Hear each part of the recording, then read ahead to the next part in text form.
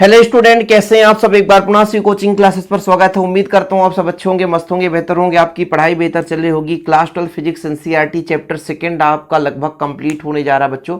कुछ ही पॉइंट बचे होंगे, वो भी कंप्लीट हो जाएंगे। बहुत सारे बच्चों ने कहा कि सर जिस प्रकार चैप्टर 1 का आपने 20-25 सब्जेक्टिव ऑनलाइन फैक्ट कवर करा दिया, चैप्टर सेकंड का भी कवर करा दीजिए। तो आज के इस लेक्चर में बच्चों आप लगभग 25 ऑब्जेक्टिव क्वेश्चन तो तैयार ही करोगे। ठीक है बच्चों, यदि बोर्ड एग्जाम 2024 को यदि आप टारगेट में रख रहे हैं, बोर्ड एग्जाम 2024 को, तो इसका एक अलग से प्लेलिस्ट बन गया है। जो एनसीईआरटी ने हटा दिया है उस सिलेबस को हम कवर नहीं कर रहे हैं, केवल उतना ही पढ़ाएंगे बच्चों जो बोर्ड एग्जाम के लेवल से होगा। हमारा जो टारगेट रहता है बोर्ड एग्जाम, चाहे आप किसी भी स्टेट बोर्ड से हो, बिहार, राजस्थान, झारखंड, मध्य प्रदेश, छत्तीसगढ़, और बच्चों चाहे आप गुजरात से हो, जहाँ भी, उत्तराखंड, जहाँ से भी हिंदी मीडियम का पैटर्न चालू है एनसीईआरटी का, तो आप लोग हमारे चैनल को फॉलो कर सकते हैं। 2024 के लिए फिजिक्स, केमिस्ट्री, मैथ और बायोलॉजी ये सब कुछ ऑलरेडी वीडियोज मिल रहे हैं आपको चैनल पे। ठीक है, तो चलिए शुरू करते हैं। आज का जो चैप्टर सेकेंड है, स्थिर वैद्युत विभव तथा धारिता, चैप्टर का नाम है बच्चों। ठीक है, इसमें हम ऑब्जेक्टिव क्वेश्चन देखेंगे, जिसमें पहला क्वेश्चन है विद्युत धारिता का एसआई मात्रक क्या होता है? फैराड होता है। धारिता है क्या बच्चों? धारिता किसे कहा जाता है आप लोग बताओ। तो किसी भी चालक पर आवेश धारण करने की क्षमता, एक शाब्दिक रूप से आवेश धारण करने की क्षमता, ठीक है, करने की क्षमता कितना है वो उसकी धारिता कहलाती है। एक प्रकार से मैं अपने देसी लैंग्वेज की बात करूं तो कुछ किसी चीज को मान लो कहीं पे रखा जाता है तो हम लोग बोलते हैं धर दो, मतलब धरना। धरना मतलब एक प्रकार से आप अपने भाषा में दूसरा चीज भी कह सकते हो। हम लोग अपने देसी भाषा में समझाते, बेटा इसमें इतना धर दो तो इतना धारिता हो जाएगी। मतलब आवेश जितना धर गया उसमें, मतलब रखा गया, जितना ग्रहण किया वो उसकी धारिता है, जिसका एसआई मात्रक फैराड होता है। एक गोली चालक की धारिता बच्चों कितना होता है? C बराबर 4 पाई एप्सिलॉन नॉट R। अब यदि बच्चों कभी कभी ऑब्जेक्टिव में K भी दे के रखा रहता है कि 4 पाई एप्सिलॉन नॉट KR, कुछ ऐसा मान दे देता है कि 4 पाई एप्सिलॉन नॉट KR, तो फिर लोग कंफ्यूज हो जाते हैं कि ये कहाँ से आ गया, इसको तो हमने कभी पढ़ा ही नहीं था। तो ये बच्चों आपका धारिता हो गया। कभी कभी माध्यम पर किस प्रकार से निर्भर करता है, तो माध्यम के समानुपाती होता है, माध्यम के समानुपाती होता है। एक ही क्वेश्चन से कई सारे ऑब्जेक्टिव बन सकते हैं, इसलिए मैं सोचता हूं कि आप लोगों को इससे भी संबंध बता दूं। भाई कभी कभी ये आ जाता है कि गोली चालक की धारिता त्रिज्या के क्या होते बच्चों? समानुपाती होते, सीधा समानुपाती। यानी यदि गोली चालक की धारिता कम है, मतलब यहाँ पर गोला थोड़ा छोटा है तो इसकी धारिता कम हो जाएगी, गोला थोड़ा सा बड़ा, त्रिज्या और बड़ा हो जाएगा तो धारिता भी बढ़ जाएगी। त्रिज्या के सीधा सीधा समानुपाती होता है, जितना ज़्यादा त्रिज्या होगा उसकी धारिता उतनी ही अधिक होगी। चीज़ें क्लियर है बच्चों? यहाँ तक कंप्लीट जानकारी कि एक गोली चालक की धारिता C बराबर होता है 4 पाई एप्सिलॉन नॉट R। कितना होता है? 4 pi epsilon naught R। Okay, समविभव पृष्ठ एवं विद्युत बल रेखाओं के बीच का कोण कितना होता है? विद्युत बल रेखा मतलब विद्युत क्षेत्र रेखा। तो समविभव पृष्ठ किसे कहते हैं बच्चों? जिसके प्रत्येक बिंदु पर विभव समान हो। जैसे मैं कहता हूं ये आपका A और B, तो यहाँ पर VB बराबर VA, जिसके प्रत्येक बिंदु पर विभव समान हो, समविभव पृष्ठ कहलाता है। विद्युत क्षेत्र रेखाएं इससे हमेशा लंबवत बाहर की ओर निकलती हैं, 90 डिग्री कोण बनाकर लंबवत बाहर की ओर निकलती हैं। ठीक है, तो 90 डिग्री।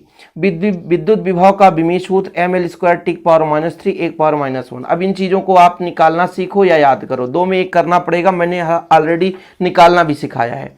पृथ्वी का विभव कितना माना जाता है? 0 माना जाता है। धारिता का विमीय सूत्र कितना हो जाएगा?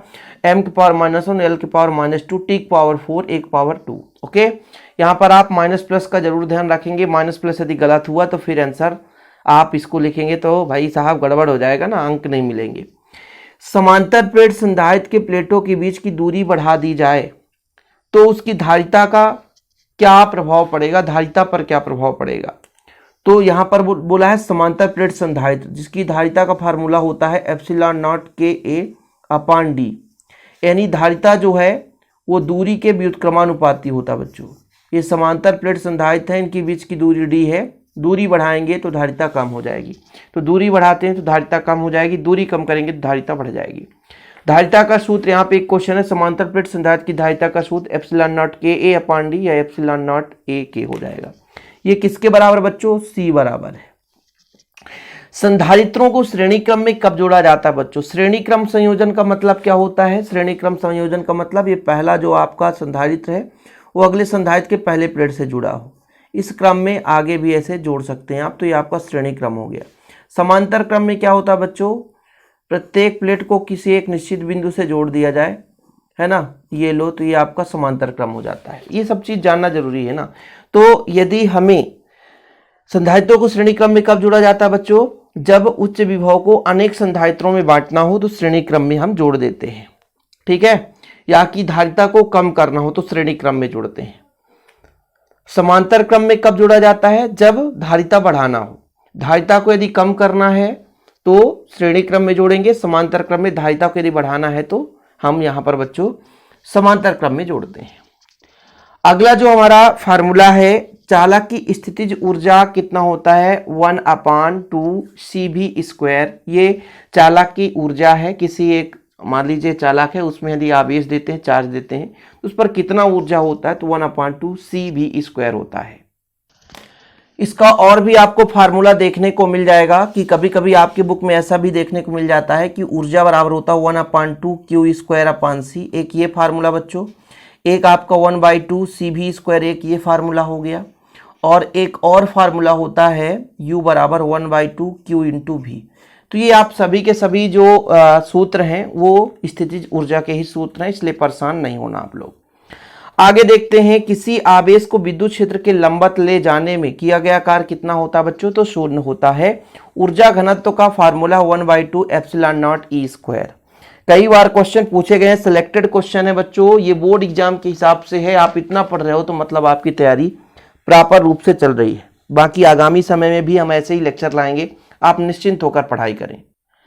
अगला क्वेश्चन देखो, दो संधारित्रों को समांतर क्रम जोड़ने पर प्रत्येक संधारित्र पर समान रहता है। तो समांतर क्रम जोड़ते हैं तो विभव समान रहता है, लेकिन श्रेणी क्रम में जोड़ते हैं तो विभव बढ़ जाता है। संधारित्रों को श्रेणी क्रम जोड़ने में क्या समान रहता है? तो श्रेणी क्रम जोड़ने पर आवेश समान रहता है और समांतर क्रम में आवेश बढ़ जाता है, एकदम अपोजिट है। संधारित्रों के प्लेट के बीच यदि माध्यम रख दिया जाए, तो मैंने आपको एक फार्मूला ऑलरेडी बता दिया है कि C बराबर होता है ε0 KA/D।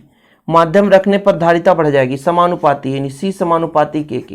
माध्यम रखेंगे धारिता सीधा बढ़ेगी, ऊपर वाले के मान को बढ़ाने पर बढ़ती है और घटाने पर घटती है, नीचे वाले के बिल्कुल व्युत्क्रमानुपाती होता है। 1 फैराड किसके बराबर होता है बच्चों? 1 कूलाम प्रति 1 वोल्ट। कभी कभी 1 फैराड की परिभाषा भी एक अंक में पूछ दिया जाता है, 1 लाइन फैक्ट में, तो आप लोग इसको भी तैयार कर लेना। इसको यदि आप श्रेणी क्रम जोड़ोगे तो 1/3 1/3 1/3 कुल मिलाकर के 1 माइक्रो फैराड आ जाएगा। क्यू आवेश के कारण आर दूरी पर विभव का फार्मूला क्या होता है? 1/4πε0 Q/R होता है बच्चों। किसी संधारित्र का नेट आवेश कितना होता है? 0 होता है। फिर हम उसको आवेश देते हैं तो उसमें प्रेरण की क्रिया होती है। स्टार्टिंग में नेट आवेश 0 होगा, फिर प्रेरण की क्रिया से उस पर बच्चों भले ही आवेश उत्पन्न हो जाए। वैद्युत विभव का मात्रक एक तो वोल्ट है, जूल प्रति कूलाम, न्यूटन मीटर प्रति कूलाम, जूल प्रति कूलाम, न्यूटन मीटर प्रति कूलाम, ठीक है। ये आप तीनों तैयार कर लेना। अच्छी स्थिति पर विभव कितना होता है? 1/4πε0 के P/R²। निरक्षी स्थिति पर विभव 0 होता है बच्चों। विद्युत क्षेत्र विभवांतर में संबंध E बराबर -dV/dr होता है। इससे आप लोग इसका मात्रक भी निकाल सकते हो विद्युत क्षेत्र की, वोल्ट प्रति मीटर, ये भी आप लिख लेना भाई, विद्युत क्षेत्र की तीव्रता का।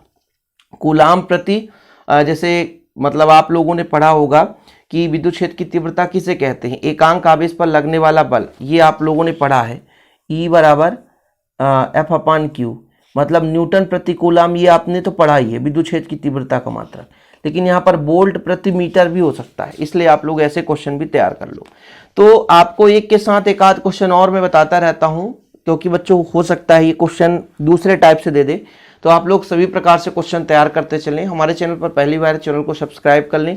और बच्चों यदि इसका हैंड रिटेन नोट्स चाहिए तो कॉन्टैक्ट नंबर 96 85 29 91 49 है, 96 85 29 91 49। 100 रुपीज चार्ज लगता है 1 सब्जेक्ट का, प्रॉपर रूप से हैंड रिटेन नोट्स दिया जाता है।